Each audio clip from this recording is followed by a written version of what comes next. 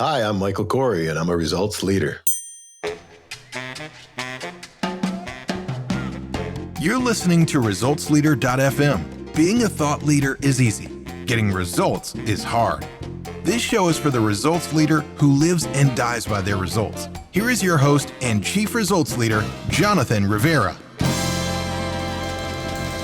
Yes, y'all. It is time once again for another ResultsLeader.fm. This is the only show on the internet dedicated to the coaches and consultants who are obsessed with getting results for their clients. Welcome back to another edition, and we are about to fill your earbuds with some amazing content, including how you can stop killing deals, why focusing on solutions is costing you sales, how problems are your best friend, and why focusing on sales training is making you worse at sales.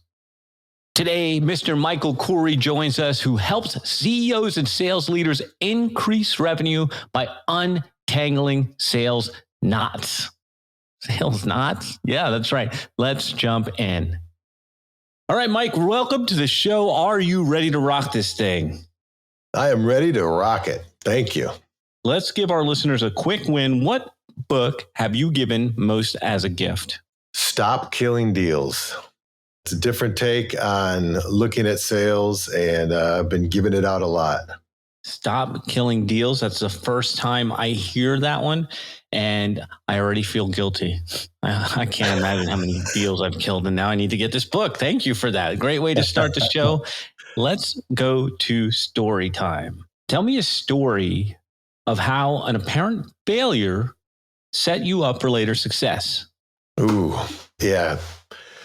I was working on a very large deal that I was losing, and a coworker and I were sharing information via email, and my coworker had sent me an email that was given to her by someone from the inside of the account, and sharing some information that I didn't know. And because I was losing and because I was frustrated, I wasn't controlling my emotions very well. I sent a very hot email back with exactly what was on my mind. What I did not realize is I had hit reply all instead of just reply.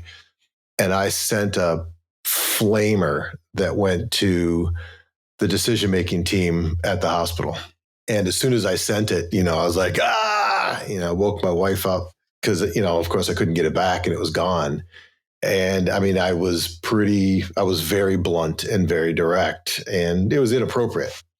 So I didn't sleep most of the night, jumped in my car, drove an hour and a half to the account, and I was standing at the door waiting for the decision maker to arrive at work for the day. And he looked at me and was like, "What are you doing here?" And I said, "Well, when you open your email, you'll know why." And he said, "Well, that sounds ominous." And he let me in his office, turned on his computer, he read the email. Could see him turn a little bit red. And he's like, "Is that really how you feel?" I said, "Well, I did not control my emotions. I get very passionate about what, trying to help my clients do.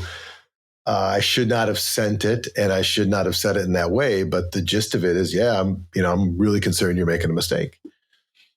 And subsequently, we had a few more steps to do, but ended up winning the deal. It was a $4.5 million order.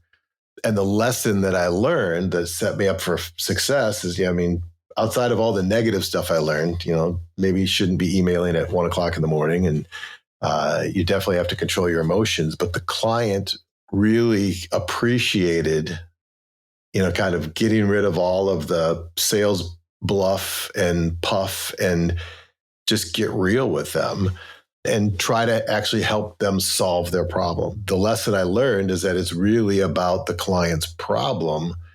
It's not about what I'm trying to sell. It's not about trying to use a lot of sales puffery. It's about getting to the understanding of the problem they have and the impact to that. So bad behavior with a good message led to a win.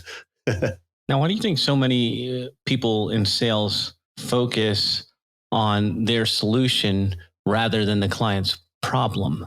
Oh, it's a great question. And if you and I could come up with the elixir to that, we'd be living in wherever we wanted. It really comes down to not understanding the fact that it really is about the customer, that it really is about their problem. And, when we build something, we have a tendency to get, enamored with it. Nobody wants to be told that their creation isn't the best ever. But we really have to move quickly past it because buyers are getting frustrated with salespeople. In fact, the majority of them in all generations would rather not deal with a person. They'd rather have a digital solution to click through and make their decision because we as salespeople and we as sales leaders have not done a good job of training people to look for the problems that the client has and help the client identify the problems they don't even know they have.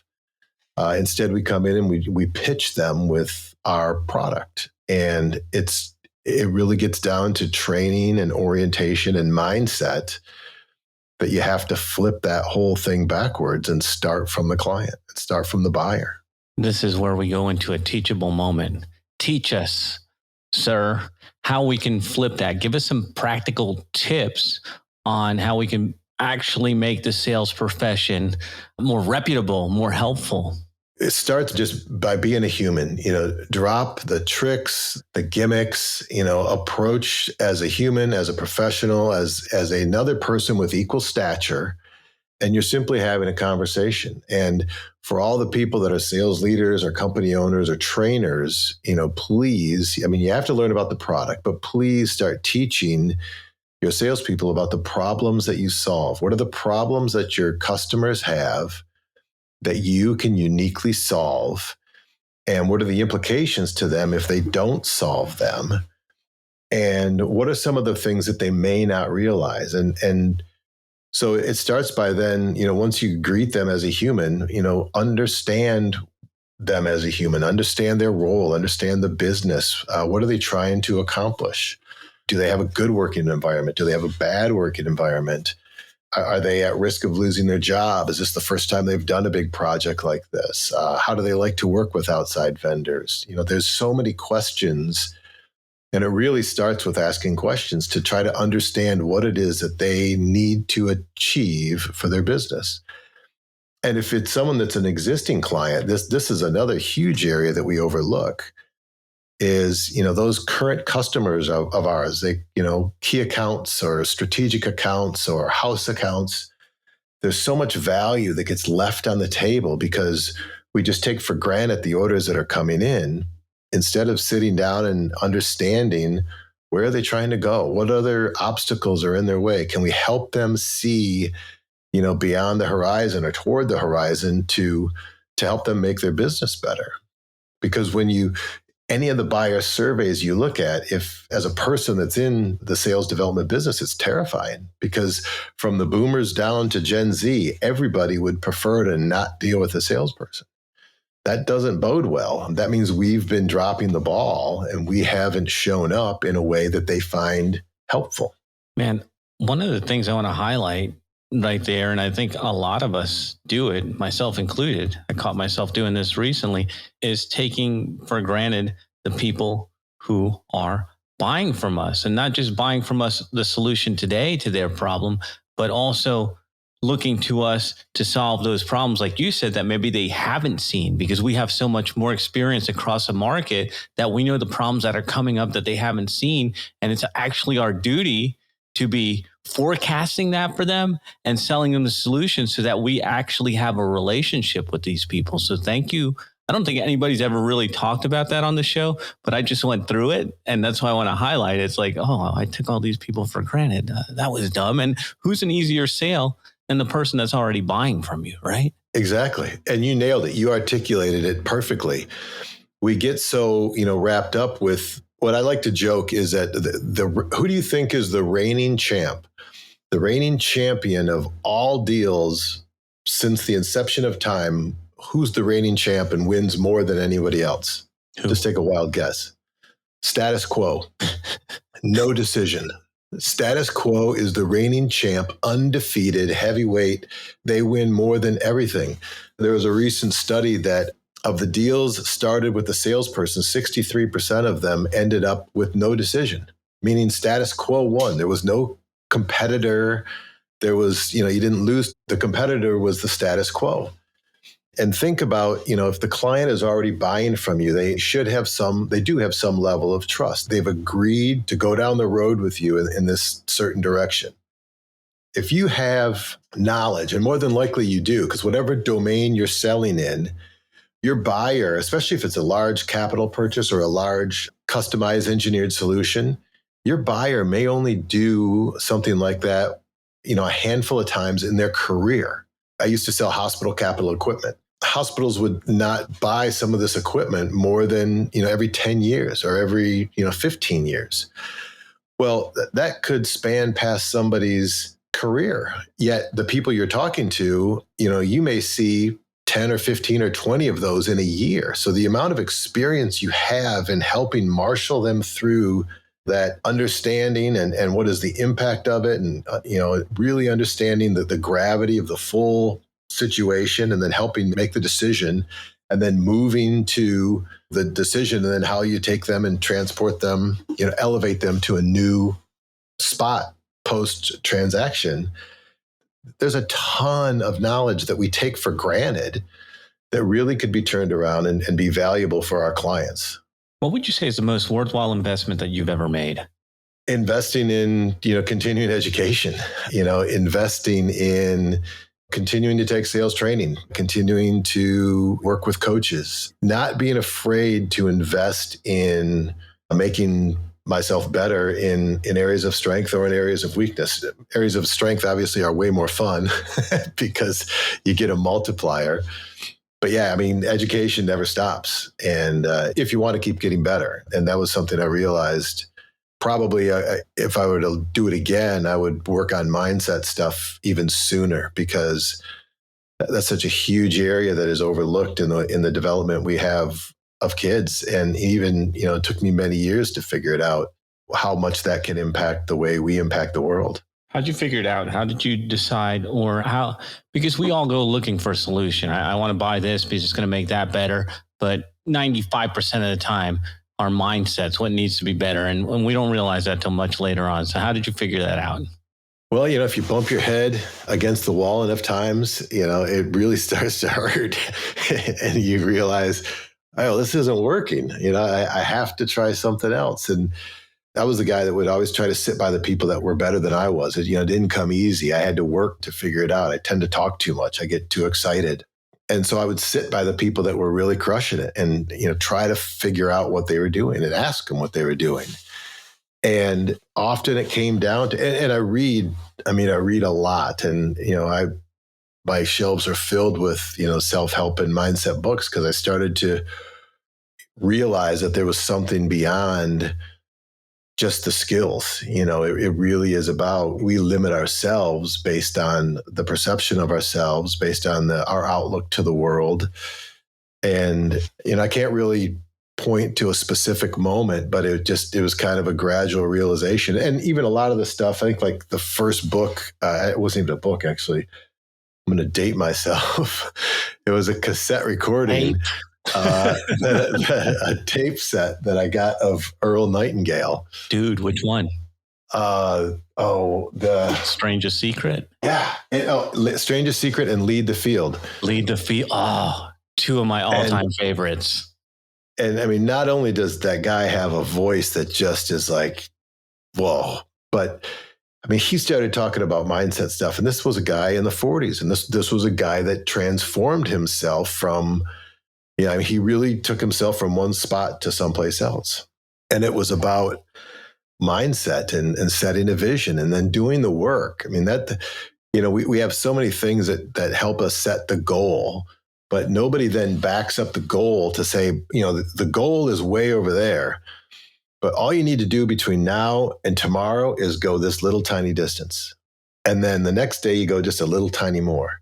And then you go a little tiny more. There's a concept that Dr. Benjamin Hardy does. He and Dan Sullivan came up with this idea of, do you focus on the gap or do you focus on the gain? And most of us fail because we focus on the gap. I want to lose 40 pounds. So I stare at the 40 pounds. I'm like, oh, I'm not there yet. But I should be looking at, hey, I lost 2. Hey, look, I got 2 more. Hey, look, now I've lost 6, but instead I'm like, well, I'm not at the 40 yet. And it's a huge mindset shift that if you focus on the gain, the little incremental progress that you've made, you'll stick with it, and it's like a flywheel. It keeps getting momentum. But most of us end up stuck in the gap, and we're like, I got so far to go. I'm never going to get there. I slipped and I ate a cookie. I might as well just give up, and I only have recently started learning about that idea of, hey, just let's focus on the increment, focus on the little bit. Go ahead and give yourself a pat on the back that you did what you're supposed to do today, like one day. Excellent. Now let's do it again tomorrow. And when I learned that you could start measuring it that way and looking at the little steps, then all of a sudden you realize 20 days later, 30 days later, 6 months later, you're like, wow, look at how far I've come. I'm making progress. You're hitting all my favorites. Strategic coach, Dan Sullivan, big fan. So what are some bad recommendations you hear in your area of expertise? Oh, bad recommendations. Well, there's often, a big one in my area is just focus on the sales training. And, someone will come in and like, hey, I got to train my salespeople, and or train them on negotiation, or train them on closing, or train them on prospecting. And it gets looked at in a vacuum. And, it's usually some group pointing to another group, but a successful sales team, a successful sales operation is a system. You can't address a single part without making sure that the whole is there. And I think one of the biggest problems we've had in sales and sales development is the lack of a system view. You could go and get the greatest sales training, and there's tons of excellent sales training out there these days. If you're just starting in sales, just read the people on LinkedIn. There's some phenomenal stuff. There's some bad stuff too, but there's some phenomenal stuff. But you have to put it into a system. It has to be part of it. And, I went and did training, bought my own sales training, went and did it, was all enthused, and went to work. And, the company didn't have a sales process. So I was trying to put my own sales process into, the non-process of the company. And then that process wasn't in the CRM. And then nobody was coaching me on the process. And next thing you know, several $1,000s of investment, goes down the drain, because without somebody coaching you to it, without consistency, the forgetful curve is a real thing, and you start to lose it. So I think the biggest bad advice is that you can train a sales team and then they'll get better. Well, they will if you then also train the managers and you put it in a system, and it's endorsed from the leader, from the CEO all the way down, and you have daily and consistent coaching, and the coaches keep everybody accountable and everybody buys in. Sure, that'll be great. I think the other one is, that it ends up being, we fall in love with our products, and we fall in love with our solutions, and the idea that, if you build it, they will come. If you build it, they'll come if you help them see the problem that will be solved if they come. But, we still end up putting, and I have to catch myself daily too. It's like, wait, reframe this. We're going to talk about their issues. We're going to try to uncover what their issues are. We're going to try to understand where they're coming from. Those are the two biggest that I see. And they can be unraveled all over into the sales ecosystem. And that's what causes a lot of the problems. We interrupt your regularly scheduled program for a public service announcement. We're going to get right back into this show, but I wanted to ask you a question. If you have been listening to the show for any amount of time and you've picked up even one single tip, then I need your help. Get the word out. Tell people about resultsleader.fm. Share it on social media. Share it on your email. Share it anywhere. #ResultsLeaderFM. Now let's jump back into the interview. Why do results matter? Well, they matter if you want to move from one spot to somewhere else, because you have to put some sort of measure. We're goal-seeking humans are interesting. We're a ball of emotions in an unfinished product that thinks it's finished. And if you don't give yourself a direction, you won't go anywhere. And so results are the only tangible way you can decide if you're accomplishing something. And this is another interesting thing.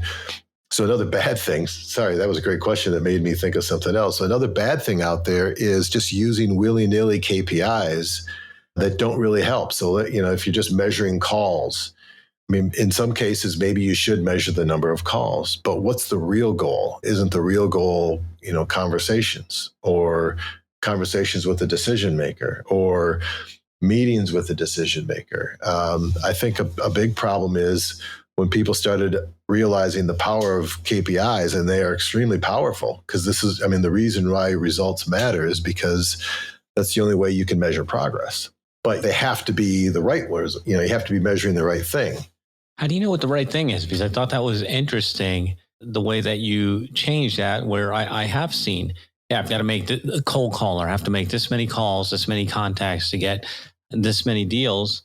But you flipped that. You said, maybe the goal isn't calls, but it's conversations with decision makers. How do you make that distinction? This is where you start to break down. You have to work backwards and understand what really moves so this gets to the importance of a sales process, because you have to figure out what works the best to help you take somebody from, basically you've just met and identified that they had a problem, and then move to where they are a client. And then you have to break that down. So if you're looking at a prospecting process, you have to figure out, how do we find the right people? Where are they at?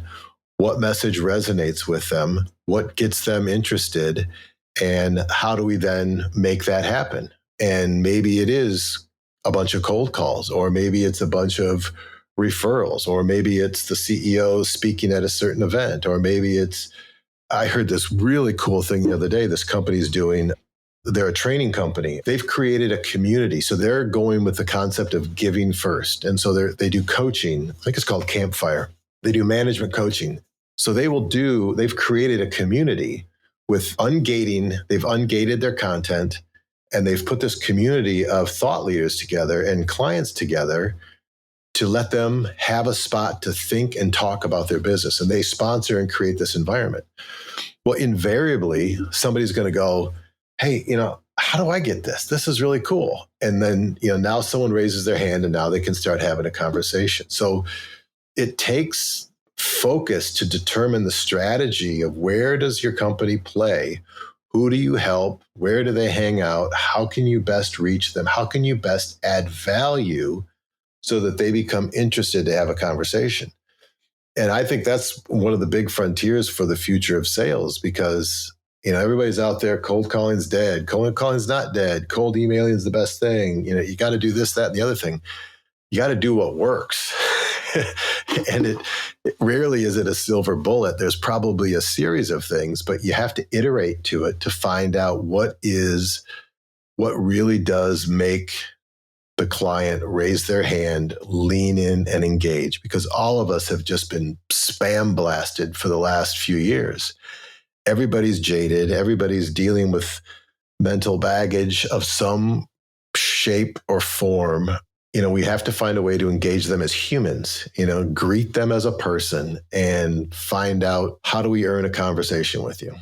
What area of your business would you like to see better results? Well, being a solopreneur, my first area of results is always that darn employee of mine. If I can keep him accountable and on track, that's a good thing. I've started looking at most of my problems with the assumption that I probably caused it, and I had something to do with it, and make sure I'm out of the way. And then I want to continually challenge myself to give value first. I want to help. I'm trying to change the approach that the salesperson should be a guide. And you're going to guide the client towards a decision that's going to be best for them.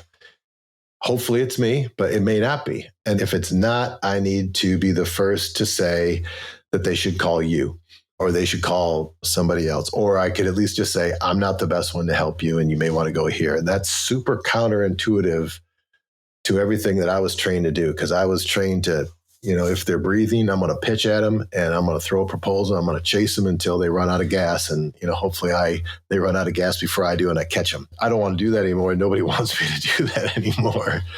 So, I want to lead with value and continue to try to lead with value to foster conversations that help uncover opportunities to help them improve their business, improve their sales teams. What results are you most proud of? Oh, that my wife still likes me and loves me. My kids still like me.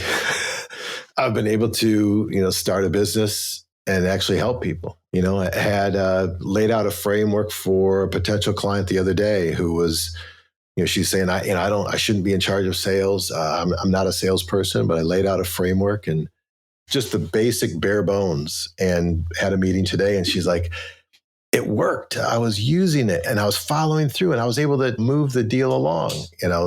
Like that fires me up. If I can help, somebody get a better job, if I can help them solve a problem. I mean, anytime you see that spark go off in somebody's eyes that you've moved them from one spot to another, that's phenomenal. But I mean, the best thing is that my family still tolerates all my roller coasters. Yeah, man. Any parting thoughts you want to share with the results leaders who are listening to us right now? Yeah, I was recently at an event where John Clifton was speaking. He's the head of Gallup, and he shared some stuff that was sobering to me.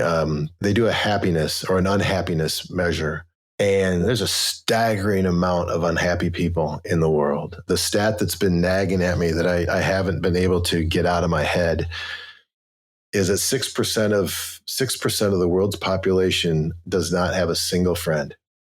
330 million people. And they go around and they do actual in-person interviews. And then, of course, they extrapolate it out. But through their measures, 6% of the world's population does not have a single friend. And it was like 20% don't feel as though they have somebody that they could call in the middle of the night and get help or talk to them or whatever. And it just, as someone who's blessed to have family and friends, I sat there and I thought, what must that feel like? And in the chase for results and getting better and all of that stuff that I love, it made me pause to think, what if the person I'm talking to on this day is one of those percent? And what does that do? How does that impact you on a daily basis? And I think as results leaders, we're wired to win. We're wired for results, and we're in it for. We love the game and the strive and all the energy.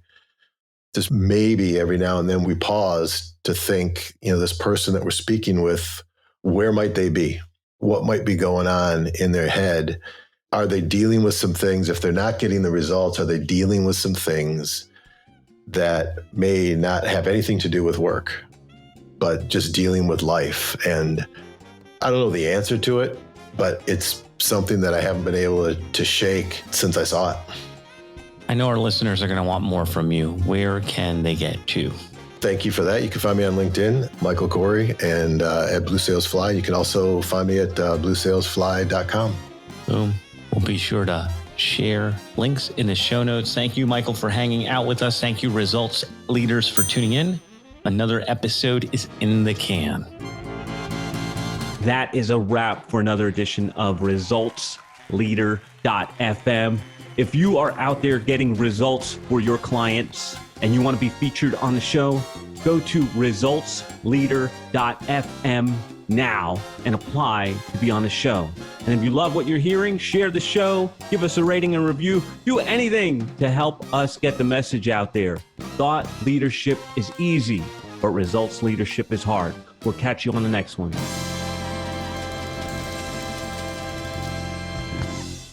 This is thepodcastfactory.com.